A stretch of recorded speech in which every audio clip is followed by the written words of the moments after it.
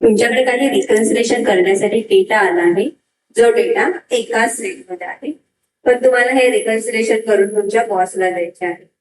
काय करणार? तुम्ही आता हा डेटा तुम्ही एक एक लिहू शकत नाही. समजा हे नाव आपल्याला लिहायचं इथे एका शीटमध्ये, प्रीतम हे नाव लिहिलं मी, नंतर मग त्याच्या पुढे त्याची अमाऊंट आणि त्याच्या पुढे इनव्हॉइस नंबर असं जर मी लिहायला गेली तर यामध्ये खूप वेळ जाईल. आणि हा डेटा मी इथे काहीच रो दिलेले आहेत, 5-6 रो दिलेले आहेत, पण एवढा डेटा नसतो. ज्यावेळी ऑफिसमध्ये जाता त्यावेळी 5-10 हजार किंवा 100-200 तरी कमीत कमी एवढा डेटा असतो. जर तुम्ही हे असे लिहायला गेलं तर खूप वेळ लागणार. तर तुम्ही काय करायचे त्यासाठी त्याची एक ट्रिक मी तुम्हाला इथे सांगणार आहे, किंवा हा डेटा सेपरेट कसा करायचा हे आज आपण शिकणार आहोत.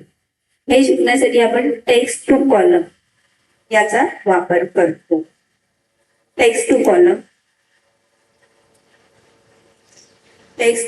हे होम मध्ये हे डेटा टॅब मध्ये आहे. डेटा टॅब मध्ये टेक्स्ट टू कॉलम हे ऑप्शन आहे. त्याच्यामध्ये आपण डेली मिनिटला क्लिक करायचं आहे.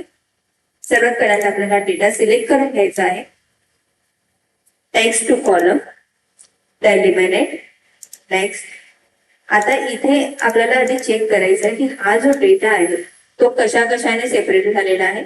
इथे मला पूर्ण दिवसा हा डेटा सेपरेट झालाय, तो कॉमाने झालाय. इथे स्पेस पण दिसते, इथे कॉमा आहे, इथे कॉमा आहे, इथे कॉमा.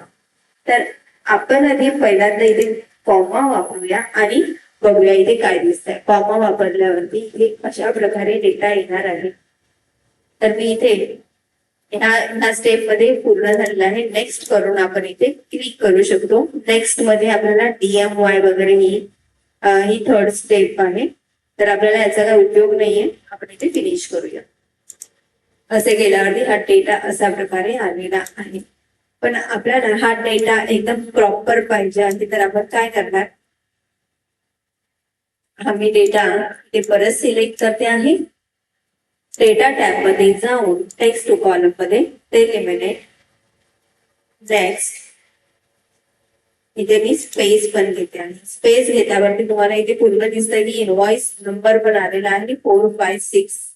जर तुम्हाला इनव्हॉइस नंबर पण सेपरेट करून पाहिजे असेल स्पेस नंतरचे, तर तुम्ही ते करू शकता. म्हणजे तुम्हाला इथे परत बघायची गरज नाहीये. फिनिश. आणि इथे आपण पूर्ण यांचं नाव, अमाऊंट आणि इनव्हॉइस नंबर जे आपल्याला पाहिजे आहेत ते आपण इथे घेऊन त्या प्रकारे एका मिनिटात त्याचा रिव्ह्यू बघू शकतो.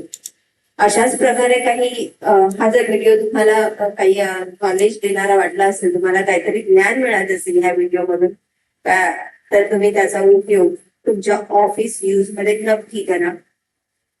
आणि हा व्हिडिओ तुम्हाला युजफुल वाटला असेल, नॉलेजेबल वाटला असेल, तर नक्कीच तुमच्या मित्रांपर्यंत शेअर करा. माझ्या व्हिडिओला लाईक करा, शेअर करा आणि सबस्क्राईब करा.